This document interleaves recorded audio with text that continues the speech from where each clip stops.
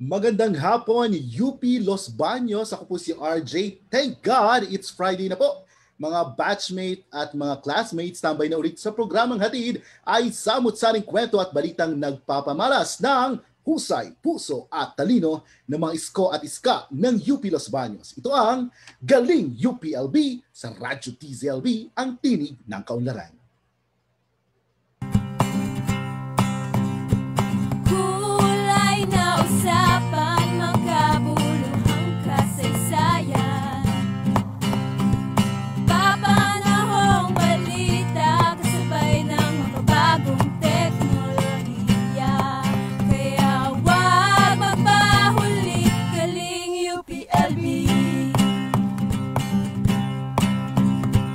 Kakaaliw na usapan, kwento at tagumpay. Usapang pang teknolohiya, mga pagbabago, pananaw sa buhay. Kaya wag magpahuli, Galing UPLB.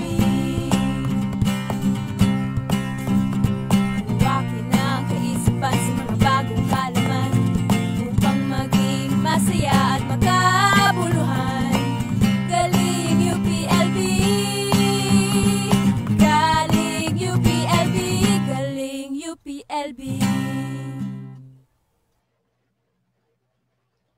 Magandang hapon nga UP Los Baños, kamusta na po kayo? Namiss po namin kayo dahil last week ay hindi muna tayo nakapag-programa dahil alam ko naman po at batid ng bawat isa ang nangyari nga pong pananalasa ng bagyong Rolly sa iba't ibang lugar, lalo na po dito sa Luzon after ng bagyong Quinta. Rolly naman at tayo pa rin po ay nasa gitna ng pandemya. Doon ang mga Pilipino ay kilala dahil nasa pagiging resilient. Ayan. Pero tayo po ay merong magagawa para matulungan po ang bawat isa. Mamaya atin po yan tatalakayin sa ating programa. Pero binabati po muna natin ang lahat po ng ating mga batchmates at classmates po na nakatutok ngayon sa ating Facebook page ng Radyo DZLB. No? Every Fridays, 5 p.m. ay tumatambay nga tayo dito sa ating programa para ihatid yung mga latest happenings at mga updates sa ating pamantasan na for sure ay miss na po ninyong puntahan. Ito po ang UP Los Baños. Lalo na po ang ating mga mag-aaral. Kamusta na po kaya kayo sa gitna ng remote learning at the same time yung mga talaga naapektuhan ng bagyong Rolly. No? So mamaya hingi tayo ng update sa ating UPLB balita. Sa usapang UPLB, meron din po ang ginagawa bagyong Ulysses, no? Correct ko lang po, bagyong Ulysses, no? Meron po tayong ginagawa sa ating pamantasan at makiki-update tayo sa Office of the Vice Chancellor for Student Affairs at isa na namang Tatak UPLB ang makikitambay sa atin pong programa. No, so mamaya meron akong babasahin kasi may nakita ko kanina sa UPLB Perspective na nilabas na memorandum ng ating Chancellor. Mamaya babanggitin ko po yan. Pero siguro, bago natin pagpatuloy ang iba pa nating kamustahan sa ating pong programa, ay alamin muna natin ang mga kaganapan sa ating pamantasan. Na siyempre, hatid ng ating mga kasamahan mula sa UPLB Office of Public Relations. Heto na nga at arangkada na ang UPLB Balita.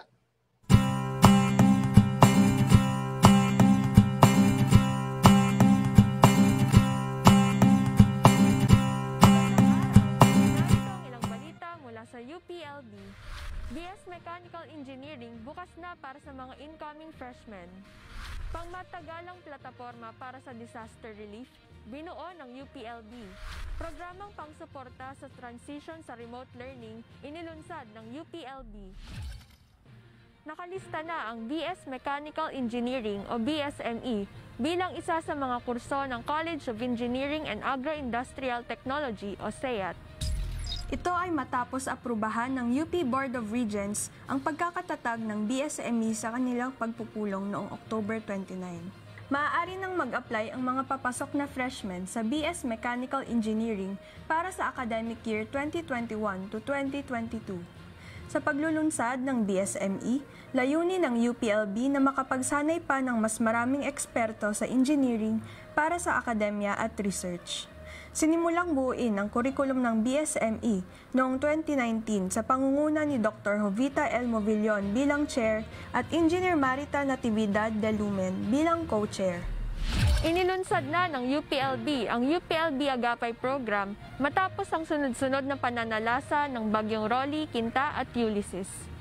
Ang UPLB Agapay ay isang pangmatagalang plataporma para sa disaster relief na layuning makipag-ugnayan para sa iba't ibang disaster relief operations ng UPLB at ng UPLB community. Pinangungunahan ito ng Office of the Vice Chancellor for Student Affairs, Ugnayan ng Pahinungod, Serve the People Brigade UPLB, UPLB University Student Council, at All UP Academic Employees Union Los Baños. Kasama na rin dito ang Office of the Vice Chancellor for Community Affairs, Office of Alumni Relations, Office of Public Relations at iba pang UPLB units. Sa ngayon ay nangangalap ng impormasyon ng UPLB Agapay sa mga estudyanteng posibleng naapektuhan ng sakuna sa pamamagitan ng pagtawag at pagkumusta sa kanila. Tumatanggap din sila at naghahatid ng donasyon para sa mga nasalanta ng mga nakaraang bagyo sa Bicol, Cagayan, Isabela, Tuguegarao at Marikina sa pakikipagtulungan sa mga local government units.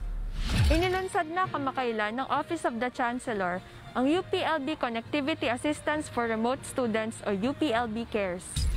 Layunin ng programa na magbigay ng tulong pinansyal sa mga estudyante sa kanilang pag-transition sa remote at flexible learning at makipag-ugnayan sa mga potential donors. Kaakibat ang UPLB CARES sa programang Kaagapay UP ng UP System na naglalayong tugunan ang kakulangan ng gadget at internet connection ng mga estudyante para sa distance learning ngayong pandemya. Sa ilalim ng UPLB CARES, bubuo pa ng mga programa ang UPLB na angkop para sa mga pangangailangan ng estudyante ngayong new normal. At yan po ang mga nakalap naming balita mula dito sa UPLB. Ako po si Jessa Arana, nag-uulat para sa UPLB Balita. Okay, ang oras po natin ay 7 minuto makalipas ang alas 5 ng hapon. Maraming salamat Jessa at sa ating mga masisipag na kasamahan dyan sa Office of Public Relations, no, sa ating UPLB Balita ngayon pong linggong ito. At isa nga doon ay yung bukas na raw po para sa ating mga freshmen ang BSME, BS Mechanical Engineering. Sa mga gustong kumuha ng ganitong kurso ay ino-offer na po yan ng atin pong universidad starting sa academic year 2021 to 2022. So congratulations po sa mga nanguna talaga dito, no, para maitawid at maipasa ng Board of Regents at ng ating pong UP system ang BSME sa ating pong pamantasan. And of course, dahil nga po sa nangyari po sa ating bagyong Ulysses, bagyong Rolly, bagyong Quinta at itong pandemya ay binalita rin po ng ating mga kasama sa OPR yung mas pangmatagalang plataporma para sa disaster relief, no? Ito nga po yung UPLB Agapay program. Hindi ko yan na po i-discuss masyado yan mga ka-batchmates dahil mamaya ay maitatanong natin yan sa ating pong expert interview sa usapang UPLB. At naisama na rin po natin actually sa ating programa nung nakaraan yung na-invite natin yung mga taga UP Kaagapay, no, yung UP Kaagapay program na talagang layon ay bigyan ng tulong yung ating mga mag-aaral na medyo kailangan talaga mag-cope up in terms of having their gadgets, computers para po sa kanilang remote learning. So dito po sa setting natin sa UP Los Baños ay naglunsad din po ang Office of the Chancellor ng isang programa dito. Ito nga po yung UPLB Connectivity Assistance for Remote Students or UPLB CARES. No, alam naman po natin na isa sa mga banner talaga o pinangahawakan ng ating bagong administration ng UPLB yung malasakit, no? Kaya napakalaga na yung mga ganitong klaseng programa na nasa gitna po ng pandemya, lahat apektado, faculty, rep, staff, estudyante, ang buong UPLB community ay magtulungan at magbigay ng malasakit sa bawat isa. So mamaya bago tayo dumako sa isa nating segment at magbigay ng ilang paalala ng ating programa, no, nakita ko lang kanina, nagbabrowse ako sa Facebook page ng mga kasama naman natin sa UPLB Perspective, no, naglabas ng Memorandum Number 173 Series of 2020, no, ngayon lang to, November 20, 2020, ang Office of the Chancellor na may kaugnayan sa pagprohibit ng pagbibigay ng mga online assessments, no, sa ating mga sa gitna ng ating pong pandemya. At yung deadline daw po sa mga faculty, no, ng submission of grades ay in-extend na rin po. So sa mga faculty, no, ang extension po ay until January 21, 2021. So yan po ay ilang paalala lang po galing sa memo mula sa ating Office of the Chancellor. So bago tayo mag-commercial break, ilang pagbati, no, sa mga maagang nakatutok sa atin pong programa, katulad lang na lamang po ni Ma'am Duday ng Department of Educational Communication dito sa DevCom. Nako, si Sir Chico, gising ka na ba, Sir Chico? Matapos ang ating 24 oras na pag-shoot, no? Magandang hapon sa inyo. Katulad na lang ni Eddie Boy Lagahay Trequiron at si Gen Garma, syempre host natin yan sa isang programa pa sa ating Bidani Nutri Live sa Radyo DZLB. Abangan nyo po yan every Mondays and Wednesdays, lalo na po yung mga naka-enroll dyan sa mga catchment areas ng Bidani, no, tungkol sa nutrition to. Online school on the air about nutrition. So every Mondays and Wednesdays po yan, 9 a.m. So magpo-post lang tayo for sa ilang paalala ng ating pong himpilan at ng ating programa, at magbabalik pa ang Galing UPLB sa Radyo DZLB, ang tinig ng kaunlaran. Galing UPLB, Galing UPLB, Galing UPLB.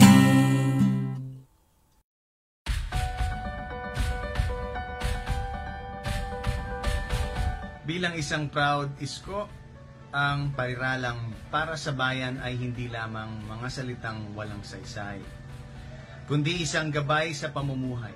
Ngayong panahon po ng pandemya, marami pong isko at iska ang nangangailangan po ng inyong tulong. Nangangailangan po sila ng mga laptop, computers at internet connection upang makalahok sa remote learning education. Tulungan po natin sila na matupad ang kanilang mga pangarap.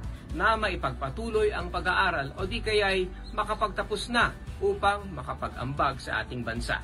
Sama-sama, tulong-tulong, ambag-ambag. Walang iwanan. Kaagapay ako ng UP.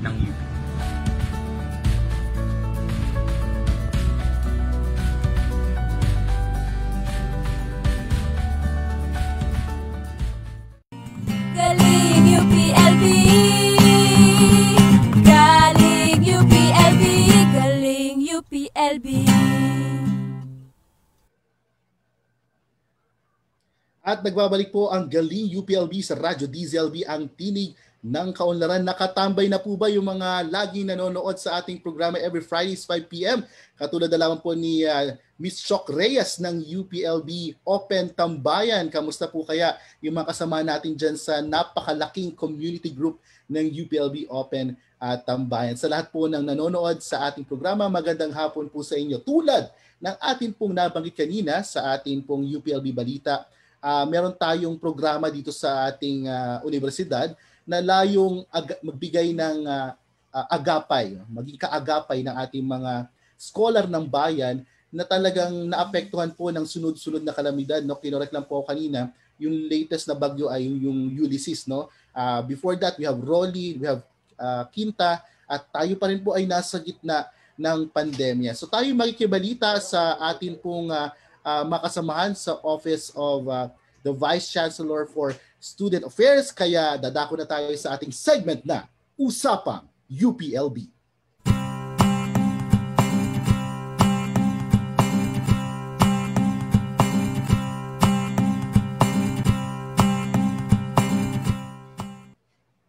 At mapalad nga po tayong makasama sa atin pong programa ngayong hapon, live na live, ang pinuno o head ng Office of Student Activities o OSA, no, hindi yung dating Office of Student Affairs but yung Office of Student Activities na nasa ilalim po ng Office of the Vice Chancellor for Student Affairs. Kasama po natin si Ma'am Maria Rowena Beatriz Inzon or Ma'am Mawen. Magandang hapon po.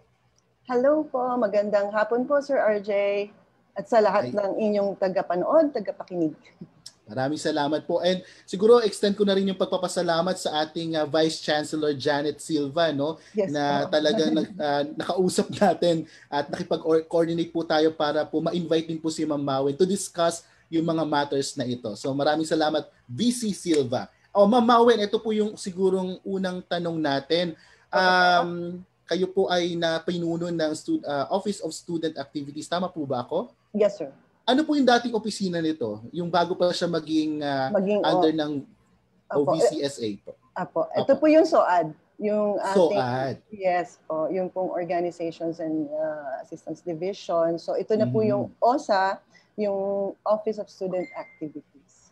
Kasi mamawin, baka malito yung mga batchmates natin, no? Kasi ka-batchmate at classmate. Yes po, nasanay po tayo dun sa OSA. Ay, ito yung buong opisina. Ano po? Dahil po dun sa elevation ng Office of Student Affairs, sa pagiging Office of the Vice Chancellor for Student Affairs, yung pong mga nasa ilalim niya na dating mga division lang, ito po ay naging mga offices na. So, isa po doon yung office namin, yung Office of Student Activities, na OSA din ang tawag ngayon. Maliit lang po kaming office doon, sir. Okay. So, speaking of na-promote ang OSA, naging OVCSA, kamusta po kayo mga nag-file ng promotion sa faculty, pati sa reps, no? Pero ito yung tanong ko siguro, Ma'am Mawen, kamusta po yung kalagayan ng ating mga scholar ng bayan? Dahil basically, yung mga hawak po ninyo ay mga organizations ng ating universidad. Based sa kanilang feedback, kamusta po sila ngayon sa gitna ng pandemya? At ito nga po, sunod-sunod na bagyo, kamusta po sila? Okay, sir. Parang paano ko ba siya isa-sum up? Siguro pwede nating tawaging challenged. Medyo understatement pa rin yun, no? Sir, so batay po kasi dun sa mga ginawa nating pangangamusta sa OVCSA ay naging very challenging sa ating mga estudyante dahil nga sa gitna ng pandemya at remote learning ay may sunod-sunod pa na bagyo na dumating. So talagang, sir, ay coping, but yun nga, barely there, ika nga, sir. So, may mga initiatives po kasi yung OVCSA para alamin din ito. So, lahat po naman nung nakalap natin na datos ay galing naman po ito doon sa mga tinatawagan din nating mga estudyante natin. So, si OVCSA po kasi ay may help desk, kung saan tumatawag po tayo sa mga estudyante sa iba't ibang probinsya, especially po yung mga dinaanan ng bagyo. At nangalap po tayo ng info about their urgent needs. At kinumusta po natin sila. So doon natin din po nakalap. So may mga, nasa hundreds na din po yung natawagan natin. And so far, yun nga po, medyo hirap din talaga po yung ating mga estudyante. And other than that, yun pong ating Office of Counseling and Guidance, sir, tumatawag din po yan sa ating mga estudyante to check on their mental health concerns. So, ang number one stressor nga po nila ay yung online classes. So, kasi po, dahil dumaan nga yung maraming bagyo, karamihan wala pong kuryente hanggang ngayon. Yung iba po wala pang signal, yung iba po nasira yung mga gadgets nila dahil sa ulan at saka sa baha. So talagang nawalan po ng means para makapagpatuloy ng classes nila. Ma'am Mawen, matanong ko lang regarding doon. Meron kasi ako nakitang parang call nung last time na para may call center initiative na nag-invite kayo ng mga volunteers sa buong UPLB community. So paano po ba yung nangyaring sistema dito? I mean, binibigay ba yung numbers sa kanila tapos sila tatawag sa mga estudyante? Sa ngayon po, nangangalap po kami ng mga student volunteers, kahit po faculty and reps, and kahit po sinong staff ng UPLB na gusto mag-volunteer at gustong mangalap ng datos sabay namin. So meron po tayong parang sinusunod na mga guidelines para sa pangangumusta, and dun po kinakalap po ng OCG yung kanilang, at saka po ng ating OVCSA help desk yung ating mga nakukuhang impormasyon. So pwede po talagang kahit sino ay pumunta sa amin at magpahayag po nung ganong interest at para makatulong po sa pagkakalap ng data at pangungumusta sa ating mga estudyante. Mahalaga ito, Ma'am Mawen, no, yung ginagawa po ninyo kasi we need to check kung ano ba talaga yung lagay na ating mga mag-aaral, no? Sa gitna nga ng ating remote learning. Sabi nga natin, pati yung sa nangyaring sunod-sunod na kalamidad, hindi pwede mag-assume tayo na makakapag-cope up sila. No? May mga ilan talagang hindi kaya. Baka meron po kayo ma-share, Ma'am Mawen, na siguro ilang stories lang kahit hindi naman natin sila pangalanan, pero yung sitwasyon o yung kalagayan po nila. Okay, sir. May mga ilan po tayong mga nakukuha na data na for example, ay very willing naman sila talaga pong mag-online class. Yun nga lang, kagaya na nabanggit ko, either si laptop ay nasira dahil sa nabaha siya, at yun nga, wala silang means para magkaroon ng connectivity and also yung power. Yun yung mga ganong issues, sir, talaga eh. Plus, di ba yung stress, sir, na dumaan ng bagyo, yung pamilya mo ay may ganong kondisyong kinakaharap. At the same time, inaalala mo din, yun ako, paano yung mga klase ko? Paano na ako makakahabol? So talagang dagdag talaga, sir, na stress ng mga bata. And Kaya Ma'am Mawed, sa panahon ngayon, no, of course, academic excellence ang ating binabanner sa pamantasan, pero hindi pwede doon na walang puso at malasakit sa ating mga mag-aaral. Kasi yun nga, iba't iba yung ang dami nangyari ngayon 2020 na hindi natin in-expect, kaya dapat mas malawak yung pangunawa natin sa mga bagay na ito. Ma'am, matanong ko lang po, may mga estudyante pa rin tayong nasa dorms. Tama ba ako? Yes, sir. Meron po tayo mga around 50 na students distributed po sa men's dorm at saka sa IH. So, sila naman po ay regular nating nakakamusta. Batay po dun sa nakalap nating kwento, galing po sa Office of Student Housing. Ito po ay sa ilalim naman po ni Director JM Embate. Okay naman daw po sila, and yun nga, marami pong nagbibigay actually ng mga donations, hindi sila nakakalimutan. So pinupuntahan po sila ng mga ilan nating mga student orgs na nandito lang naman sa malapit, and alumni, pinoprovidean sila ng mga basic needs, ika nga nila. Tapos may initiative pala, sir, yung Alliance of Dormers Association, kung meron silang tinatawag na 20 para sa residente. Naglikom sila, sir, ng monetary, ng cash donations, at saka para din po doon sa mga naiwan po nating residente sa dorms. Kasama na din po dito, sir, yung ating mga international students. So through the International Student Relations Office, under din po natin sa OBCSA, through the leadership of Ma'am Jaya Buera, nag-assist din po sila sa mga ilang Timorese at saka Liberian students natin sa travel assistance, actually pati medical assistance through the Office of the Chancellor, of course, yung help din nila. Ma'am Mawen, i-clarify lang natin, di ba syempre nagkaroon ng pandemic and all, bakit may mga ilan tayong scholar ng bayan ang nanatili sa mga dorms? Okay. Tama, tinanong ko din yan, sir. Kasi di ba, naghatid na tayo ng mga estudyante, sir. Sir, ito, actually, various reasons siya. So, number one, talagang yung mga lugar pa, sir, hanggang ngayon na mga probinsya na to ay hindi pa talaga open na magpalipad. Kumbaga, wala pa pong flights talaga tayo papunta doon. Yung iba naman po, nag-option sila that mas conducive sa kanila at saka mas okay yung ika nga ay lagay nila kung sila ay naandito sa dorm. So, sa iba-ibang dahilan din po, pag sinabi kong lagay ay bukod sa ekonomiya, may mental health din ng concerns at saka stress, ika nga kumbaga kumpara sa pag nasa bahay sila versus nandito sa dorm. And ano pa ba? And yun nga, parang mas gusto nila na patapusin na hanggang itong semester na to, dahil ito naman ay kumbaga by December ay matatapos din ang SEM. So nagnanatili na lang muna sila dito. So far sumasama sa atin yan habang naka-break, 'di ba, sir? Sumasama sa atin sa nagvo-volunteer po sila sa pagre-repack, yun, during sa relief operations. Okay. Meron tayo, Ma'am Mawe, na nabalitaan na binuo nga pong UPLB Agapay Disaster Response Task Force, no? Yes. Siguro hingi po kami na update ukol dito. Okay, sir. Sir, ang Agapay po, UPLB Agapay ay binubuo po ng iba't ibang grupo. Ito po ay bukod sa OVCSA, kasama din po natin dito yung UPLB Pahinungod, yung pong Serve the People Brigade, at yung pong All UP Academic Employees Union, and of course the USC.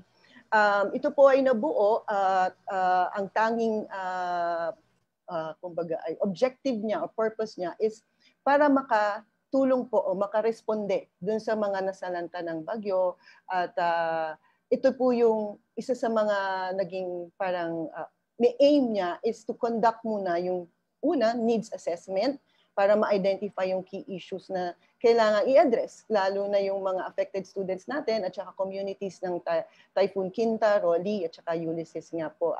Dito sa Calabarzon, Mimaropa, Bicol, NCR, Cagayan and Isabela also. Kasi nga, kasi yan nung Rolly yan nabuo and kaso nadagdagan na dahil sa Ulysses nga po.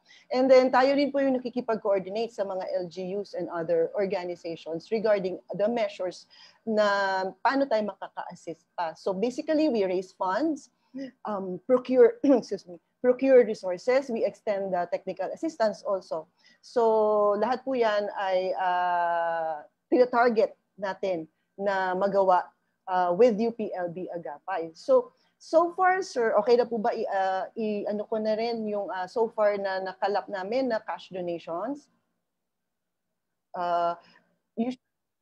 Ang ating pong cash donations umaabot na po ng 352,000. Meron na rin po tayong mga relief packs na nagawa. As of today, meron na po tayong 683. I think ito nung umalis po ako kanina. So nung umaga, 683. So I'm sure, ang dami pong volunteers kanina, faculty and students. So I'm sure, magpas po ito ng 700 na relief packs. And there are other items pa na nire-repack pa rin hanggang ngayon. So far, medyo kailangan po talaga natin pa ng mga volunteers. And habang dumadating po kasi yung donations ay tinutuloy-tuloy lang din po yung repacking.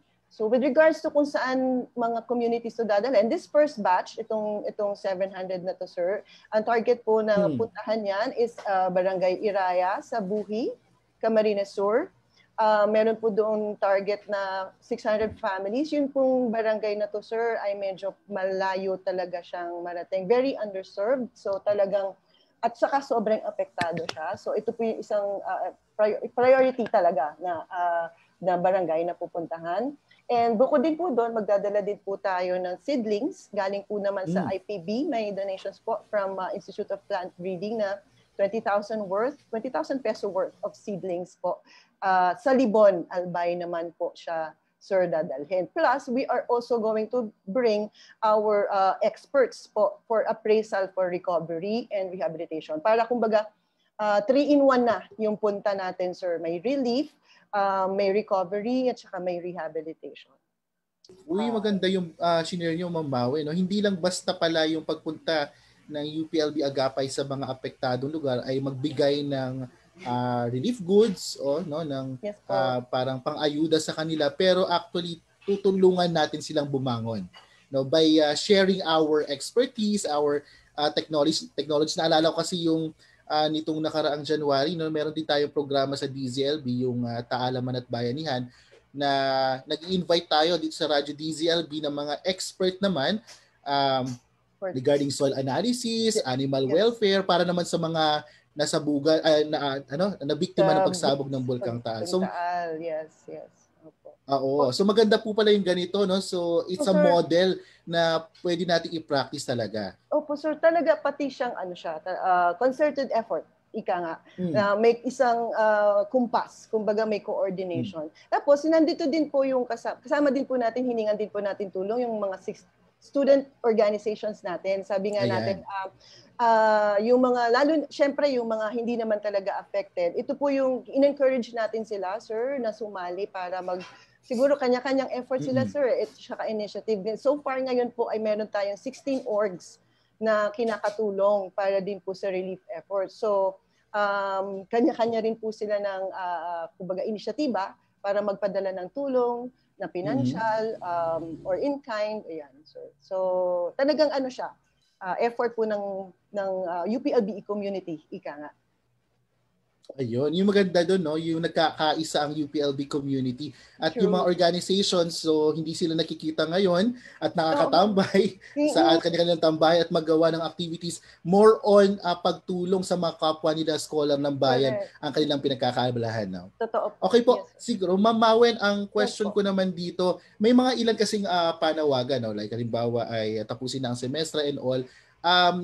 I will not get your personal opinion, pero ano po ba yung clamor ng mga estudyante? Bakit they wanted na tapusin na yung semestre at may academic freeze pa ng iba? So ano po ba yung naririnig po ninyo na concern talaga ng ating mga mag-aaral? Oh, yeah. As I said earlier, sir, very taxing na talaga kasi sa mga bata yung sa mga estudyante natin yung sabay-sabay na kumbaga ay challenges. Kumbaga tayo ng mga adults, sir, 'di ba, ay hirap din. So what more po itong ating mga estudyante. So I'm sure pare-pareho naman po tayo ng pagtingin dito. But of course, sa atin po sa side ng OVCSA, sir, at saka I think pwede nating masabi na wala, kumbaga lahat or pinagsisikapan po ng opisina na walang maiiwan. Kumbaga, yung mantra po ng office namin ngayon ay walang iwanan, ika nga. So kung ano ang issue at concern ng estudyante, sinusubukan po natin yan at ma-address, ika nga, bigyan ng lunas kung kahit papano, miski paano ay maibsan yung mga pinagdadaanan ng ating mga estudyante, sir.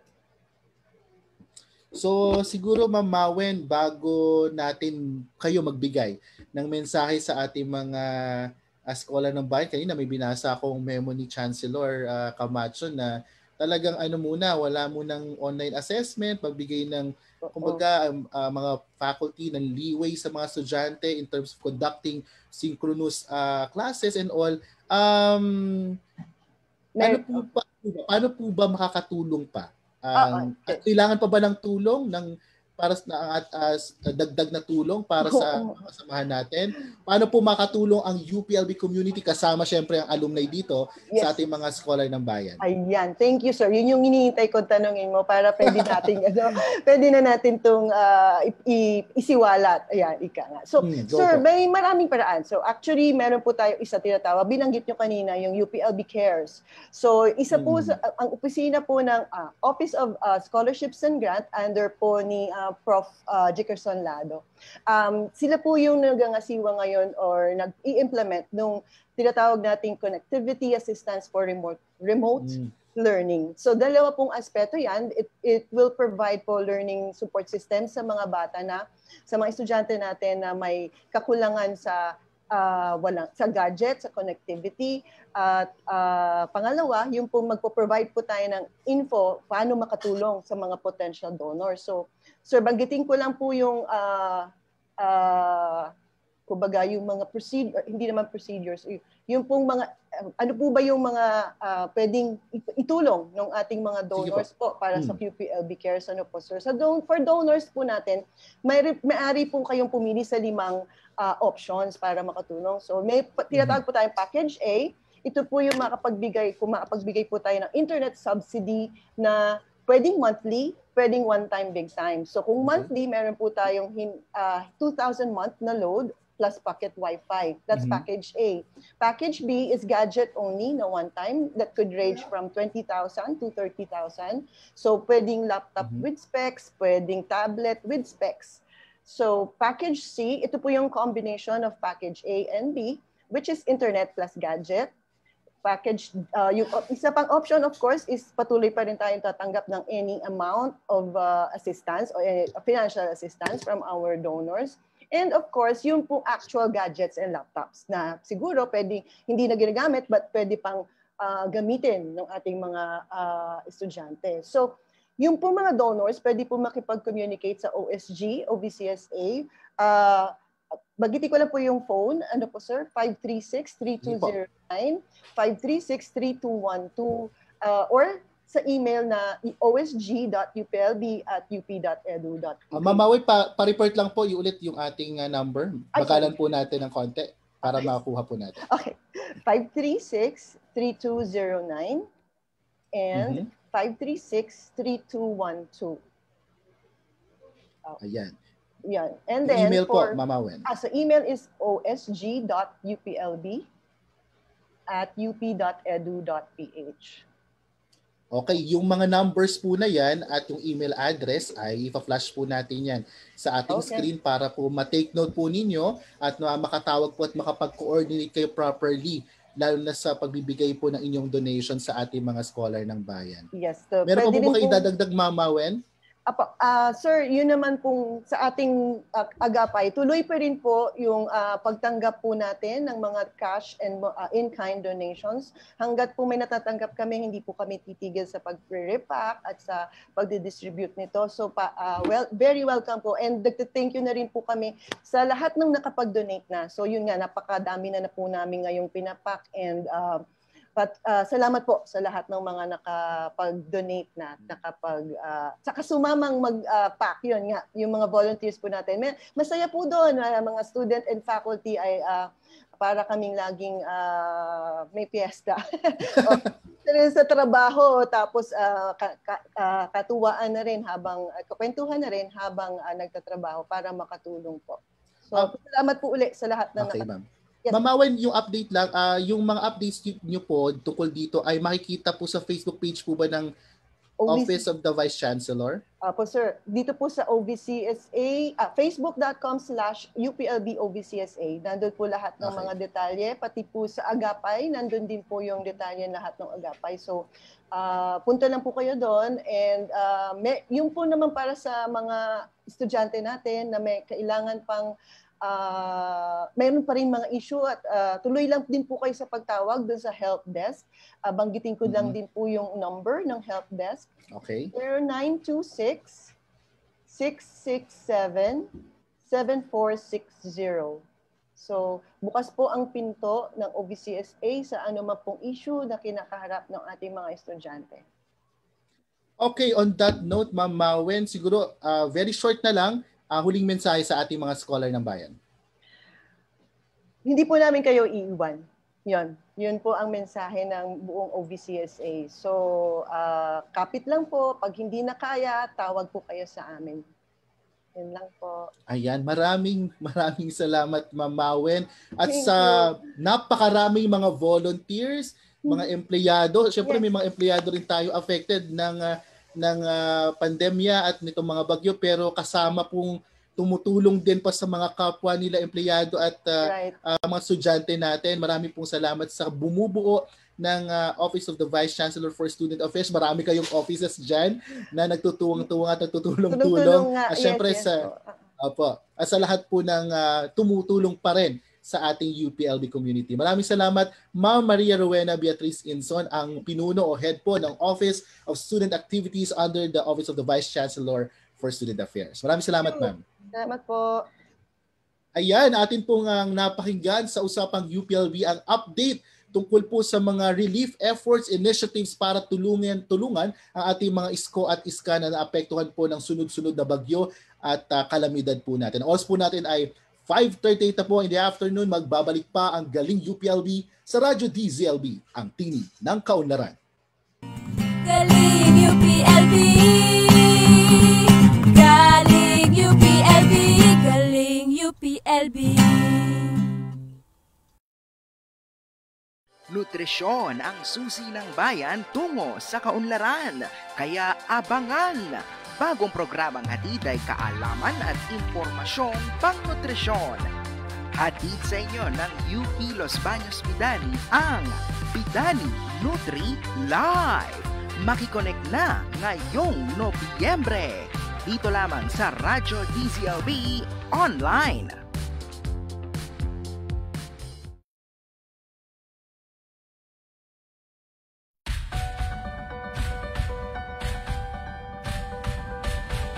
Bilang isang proud ISCO, ang pairalang para sa bayan ay hindi lamang mga salitang walang saysay, kundi isang gabay sa pamumuhay. Ngayong panahon po ng pandemya, marami pong ISCO at ISCA ang nangangailangan po ng inyong tulong. Nangangailangan po sila ng mga laptop, computers at internet connection upang makalahok sa remote learning education. Tulungan po natin sila na matupad ang kanilang mga pangarap. Na maipagpatuloy ang pag-aaral o di kaya'y makapagtapos na upang makapag-ambag sa ating bansa. Sama-sama, tulong-tulong ang pag-ambag. Walang iwanan. Kaagapay ako ng UP.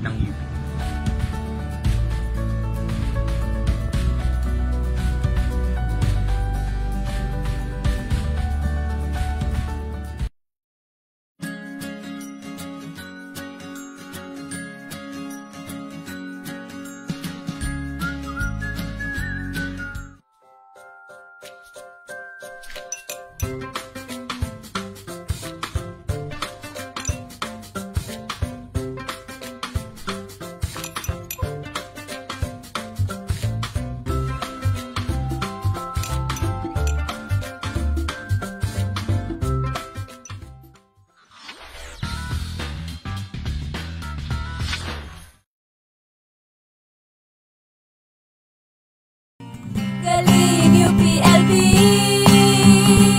galing UPLB, galing UPLB.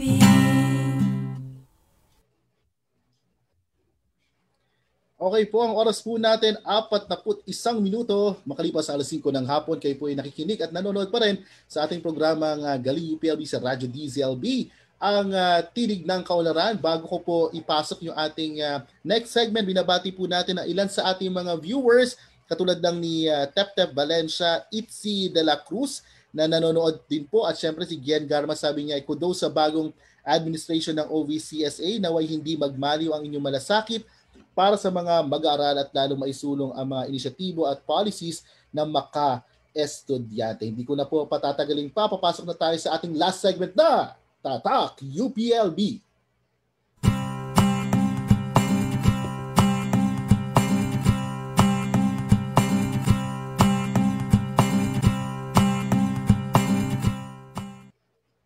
Oy, na-miss ko tong best friend kong ito no. So, kamusta ka na, Polly, ng Office of Alumni Relations? Polly? Ayan. Na-disconnect ba si Polly ulit? Ayan, sorry. Ayun. Hi, Bes! RJ, na-miss kita.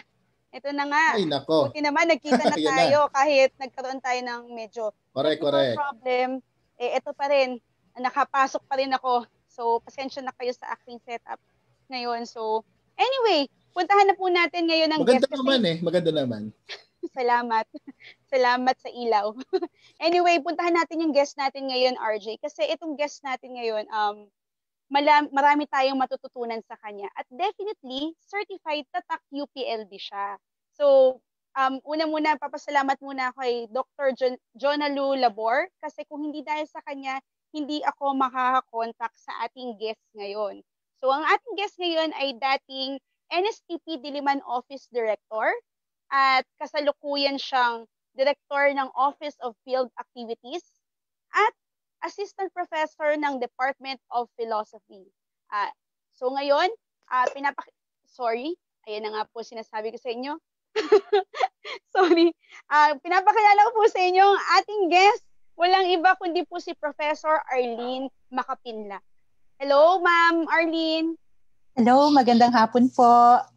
Welcome po sa Tatak UPLB. So, Ma'am Arlene, alamin na po natin, ano ba po pa ang course na kinuha nyo sa UPLB at bakit po ito ang kinuha nyo? Okay. Kaya nanggaling ang pangalan ko kay Dr. Jonal Labor, no? Ka-Com Arts ko siya. Yan. Pareho kami BA Communication Arts ni Dr. Jonal Labor. At kung bakit yun ang naisip ko na kuhanin na kurso, dahil fascinated ako sa mga katulad ninyo. Nasa radyo, nasa TV. So parang iniisip ko noon, gusto ko rin mag-TV, gusto ko rin mag-radio, pero gusto ko rin mag-abogasya at inisip ko rin, pwede ko rin itong gamitin na pre-law course. So yun yung mga nasa isipan ko noon, nung pinagdesisyonan ko na kunin ng BA Communication Arts. Kaya po pala kayo ang major niyo nga po pala ay sa BACA? Speech Communication. Okay po. So ma'am, meron po ba kayong, eto favorite ko kasi talaga tong itanong alam to ni RJ, meron po ba kayong paboritong lugar na gustong tambayan noon sa campus at bakit ito ang favorite niyang tambayan? Okay. Ma'am Arlene, bago niyo po sagutin yan, si Polly po muna ay lilinisin ang kanyang frame ng kanyang phone dahil mukha nung bumagsak ay nag-blurred. So ayusin ni Polly yan. Pero sagutin niyo yung tanong ni Polly, Ma'am Arlene. Ano po ba ang paborito niyong tambayan sa ating UPLB campus? Okay, actually medyo boring ang buhay ko nung college ako kasi mahilig lang ako sa aking dorm. So nasa dormitoryo lang ako, nagdo-dorm ako sa men's dorm at sa klase, pumunta lang sa klase. Pero isa sa mga pinagtatambayan namin noon ng mga kaibigan ko, yung co-op na kainan. Yes, yun sa likod po ba to ng DIUM? Yes, nasa likod ng Old Humanities Building. Ayun, kasi mura lang yung pagkain doon. So yun yung isang dahilan. Tapos kapag vacant hours namin ng mga kaibigan ko, parang nadja-justify yung pagstay namin doon kasi bibili lang kami ng makukukot na hindi rin naman ganun kamahalan. So carry, kumbaga ng budget ng isang estudyante ang pagstay sa co-op. Bes, okay ka na? Oo, Bes. Syempre.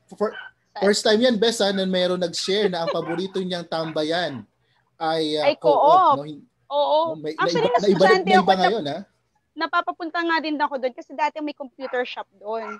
So, puntahan naman natin to, RJ, from being a student, puntahan natin ang naging journey ni Ma'am Arlene. After graduation, ano po yung naging journey nyo? Ano po ba yung mga ginawa nyo? Nagtrabaho na ba kayo agad? Or nag-aral po kayo ulit? Okay. Sa pagkatapos kong ng aking kolehiyo, ako ay naging isang full-time MA Philosophy student sa UP Diliman. So hindi muna ako nagtrabaho, nag-aral muna ako. Yon. At pagkatapos ko ng aking ng masterado, bumalik ako ng UP Los Baños para ako magturo. Ayan, dahil in connection dun sa question na yun, as a naging journey nyo, so ano po ang unang yung naging trabaho?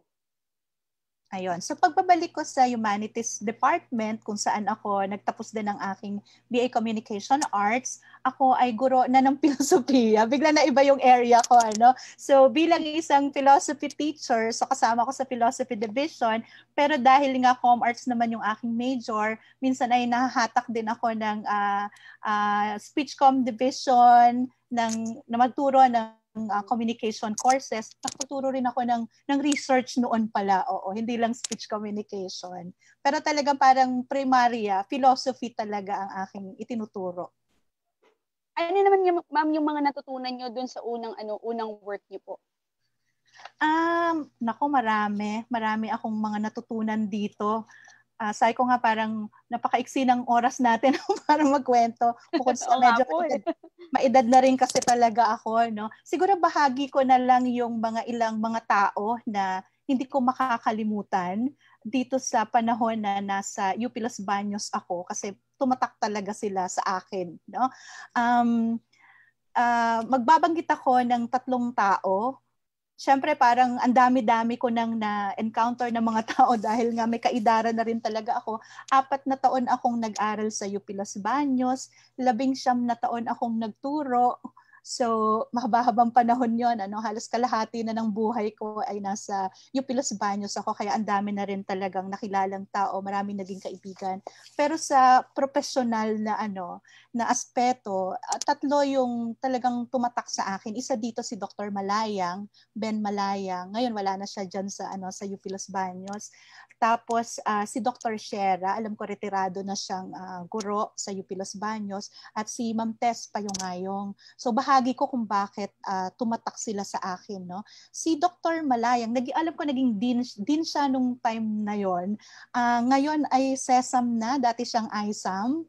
Si Dr. kung bakit nagkaroon kami ng engagement ni Dr. Malayang, kasi siya ay BA Philosophy graduate. So affiliate faculty namin siya. Tapos syempre senior na namin siya noon kasi dekano na nga siya, naging dekano siya. Kami noon ay mga junior faculty members pa lamang. So hindi ko makakalimutan si Dr. Malayang, sobra siyang napaka-supportive sa junior faculty members. Naalala ko yung panahon noon na isinusulong namin yung BA Philosophy program, yung pag-institute ng BA Philosophy program, kasama ko rin doon si Ma'am Tess Payungayong. Ang mga batang faculty pa lang kami, mga instructors pa lang kami, hindi pa kami miyembro ng University Council kasi instructors pa lang kami noon. Nung i-defend namin yung BA Philosophy program sa University Council, dahil di pa kami members ng council, resource persons lang kami. At sila, kasama rin si Sir Espanto, at saka si Dean Payawal noon, sila yung mga talagang sumuporta sa amin. So isa lang yun sa naaalala ko na talagang inalalayan nila kami kasi nga mga batang faculty pa lang kami. Tapos ang isa kasing talagang tumatak sa isipan ko, yung kapag kaming dalawa ni Ma'am Tess ay pinapadalo ni Dr. Malayang bilang kanyang kinatawan dun sa mga pulong niya, na actually, syempre, bantulot kami, natatakot, at dahil mga batang faculty pa lang naman, tapos parang isasaba ka dun sa mga parang ang lalaking tao na ng mga ito, no? Pero yung bang pagtitiwala na binibigay niya sa amin, parang yun yung nagpapalakas sa amin, kahit na andyan dyan yung kaba. Tapos ang alam ko, sobra niya kaming, para kaming pasasakyan kami kasi usually Manila area yung a-attenda namin na meeting, pasasakyan, taken care of yung aming pagkain, mahalaga yun. Kapag, yan, ma'am. Yes. At kapag, kunwari, merong mga organizations na merong membership, ni-sponsor niya yung membership namin. So, sa akin, ang laking bagay noon bilang isang young faculty member noon na merong parang mga gantong mentors na napaka-supportive. So, yon. So, natutuwa ako kay Dr. Malayang doon sa aspeto na yon.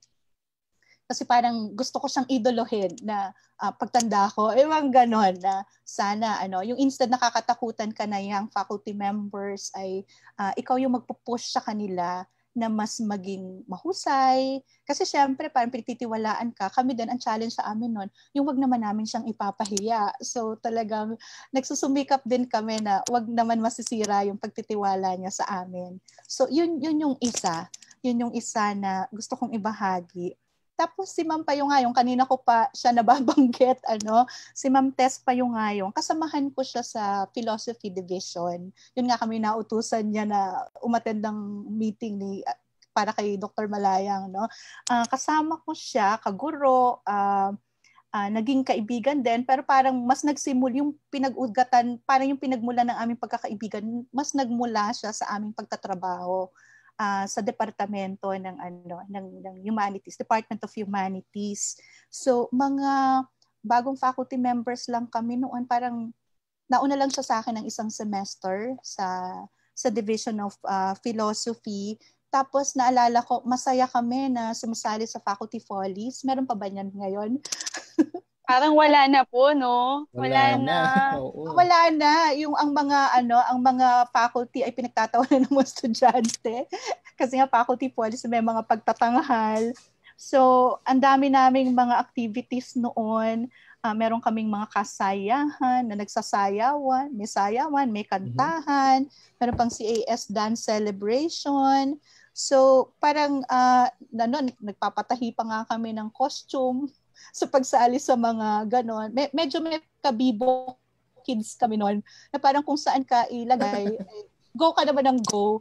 Pero hindi ko na masama yung pakiramdam namin. Parang laging ang saya-saya namin noon na nasasali kami sa mga ganong activities. Kasi nga nakikita namin na paghuhubog yon. Tapos one thing na I always remember nung time na yon, parang laging ini-instill sa isip namin ng mga young faculty members yung street namin na hindi lang kami nasa university para magturo, kasama dyan sa yung teaching, yung research at saka yung extension. So parang na-internalize namin yon. Tapos syempre kapag bata ka, parang ikaw yung ilalagay nila sa maraming committee work. Usual naman yon, di ba?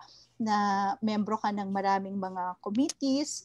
Pero yun nga, kapag nire-recollect ko siya, parang ang happy lang namin noon. Natanggap lang kami ng tanggap ng mga trabaho. Siguro din dahil doon nabubuo yung friendship ng mga junior faculty. So, kaya hindi ko rin makalimutan si Ma'am Tess doon kasi parang sabay kaming hinubog ng UPLB. Tapos naalala ko pa, dami kong kwento, merong time noon yung pag-institute ng BA Philosophy program nga, kapag magdi-defend kami, kasi maraming levels yan, bago kami sumakay ng tricycle, tricycle talaga, no? Papunta sa defense, meron kaming prayer to Saint Joseph Cupertino. Nagdadasal talaga kami na sana ang itatanong lang sa amin yung questions that we can answer. So may ganon. So, kung bakit ko nabanggit itong si Ma'am Tess, kasi hanggang ngayong katrabaho ko siya. At kapag binabalikan namin yung UPLB days namin, talagang napapag-usapan namin, sabi namin, hinubog tayo ng UPLB. Kasi minsan hindi ka lang naman sumasayaw, hindi ka lang kumakanta, hindi ka lang nag-acting, kasi may time may mga drama-drama rin na sinasalihan kami. Hindi lang naman ganun, minsan ikaw yung nag-organize ng event, ikaw yung pinagbubuo ng mga programa, may mga komperensya, organisa ito. Kaya parang nung lumipat kami sa UP Diliman, parang dahil na-train na kami sa UP Los Baños, parang medyo mas madali na ang mga bagay kasi dinanas na namin ito. So kaya isa siya sa naaalala ko sa aking pagstay sa UP Los Baños kasi yun nga, parang batchmates kami na hinubog ng UP Los Baños. And by the way, ngayon Vice Chancellor na siya for Academic Affairs sa UP Diliman. Ayun. So hanggang ngayon magkatrabaho pa rin kami. Yun nga, pag bumabalik kami, talagang nililingon namin lagi ang UP Los Baños kasi dito talaga namin sa UP Los Baños nakuha yung training na sa tingin namin ay nakatulong ng malaki sa amin. Tapos yung Tapos yung isa pa na gusto kong i-share, yung kay Dr. Shera naman. Si Dr. Sinaida Shera, siya yung project leader ng isang extension project na una kong nasalihan. So naimbitahan niya ako na sumapi dun sa group. Ito yung Formal Environmental Education Team ng UPLB. So nagsasanay kami ng mga teachers sa iba-ibang lugar sa Pilipinas para sa pag-integrate ng environmental education sa school curriculum. So siya bilang project leader, nagsosource siya ng funds, naghahanap ng mga pwedeng sumuporta sa pagpupondo ng project. Nagsasagawa kami ng 1-week training para sa mga teachers sa iba-ibang lugar na libre, para malibre, kaya nagsosource ng funds. Libre pagkain nila, libre yung training, so basta attend lang sila. Tapos ang isang nagugustuhan ko dito sa project na to, yung hindi namin sila bibitiwan, nang basta lang matapos yung training. We do monitoring. Nagmo-monitor kami. Ano pa yan ako, parang batang faculty member pa rin lang ako niyan. At masasabi ko parang kasama to sa best years ko sa UP. Yung experience na to with this extension project team. Kasi yun nga, pag nag-monitoring kami, kunwari, punta kami, ang dami na naming napuntahan noon para sa mga proyektong ganyan eh. Merong Mindoro Occidental, Oriental, Cebu, nag-summer din kami, tapos iba-ibang lugar sa Laguna. So, yung monitoring kasi, yung mga participants, pinupuntahan namin sila sa mga schools nila mismo. Tapos tinitingnan namin kung yun bang naturo namin ay nagagawa nila. Tapos doon ko na-experience mamangka papunta sa school. Opo. Opo, ma'am. Ma'am Arlene, pasensya na po ha. Opo. Ma'am, ang dami niyo pong, actually marami po kayong pwede pang makwento po sa amin at sa ating mga manonood. And I hate to say, I hate to cut you off sana, pero unfortunately kulang po tayo na sa oras. So, Ma'am Arlene, marami pong salamat sa sa mga inspirational experiences na share niyo po sa amin dito po sa Tatak UPLB. Hopefully po magawan po namin kayo ng mas magandang article para po mas ma-share po natin sa ating fellow alumni at sa mga taga-subaybay ang inyong mga experiences na sana mas maka-inspire sa ating mga estudyante. Yun po, ma'am, bago po tayo magtapos, pwede po ba natin gawin po yung Tatak shoutout? Okay. Sige. Kunin ko lang yung aking kodigo.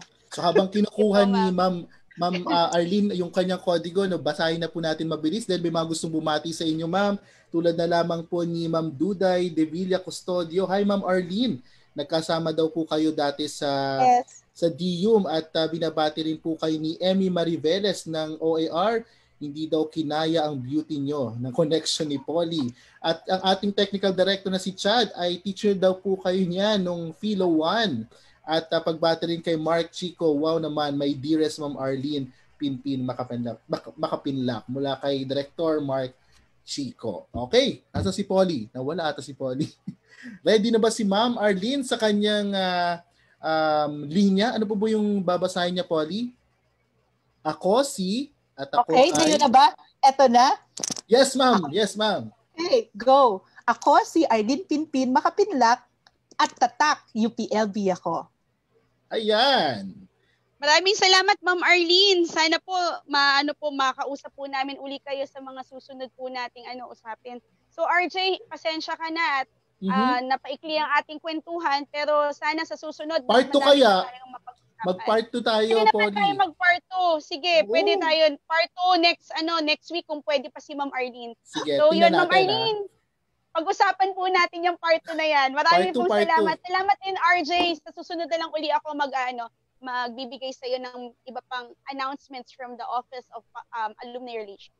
Salamat, RJ. Thank you very much. Maraming salamat, Polly. Maraming salamat, Ma'am Arlene. Ma'am, pero hindi joke yun, ha?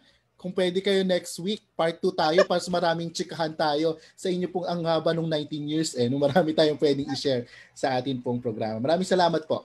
Maraming salamat. At ang oras po natin ay eksaktong 6:00 na po ng hapon at sa ngalan po ng bumubuo ng ating pong programa mula sa UPLB College of Development Communication, Office of Public Relations at Office of Alumni Relations, maraming salamat po sa pagtutok. Tambay po ulit tayo next Friday, 5 p.m.